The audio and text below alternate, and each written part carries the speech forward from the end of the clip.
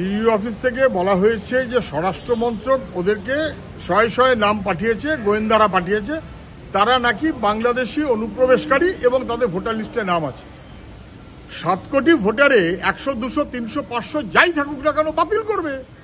অনুপ্রবেশকারী তারা তো ভোটার হওয়ার কথা নয়, কিন্তু কেন অনুপ্রবেশ করতে পারলো, কি করছিল স্বরাষ্ট্র মন্ত্রক, তার উত্তর কে দেবে? সেটা তো স্বরাষ্ট্র মন্ত্রককেই দিতে হবে। অনুপ্রবেশ দেখার জন্য কিন্তু ভোটার লিস্ট নয়, সেটার জন্য স্বরাষ্ট্র মন্ত্রক নিজের কাজে ফেল করছে, আর ভোটার লিস্টে মানুষকে চোখ রাখাচ্ছে, দুটো একসাথে চলে না। হয় যদি নির্দিষ্টভাবে ওরা জানে যে কে অনুপ্রবেশকারী, তাহলে তার নাম বাদ দেবে। কিন্তু এই বাছাই করতে করতে মৃত মানুষের নাম বাদ না দিয়ে তাদেরকে রক্ষা করে তৃণমূলকে সাহায্য করবে, আর পরিযায়ী শ্রমিক গরিব মানুষকে বাদ দেবে, এ দুটো একসাথে চলবে না।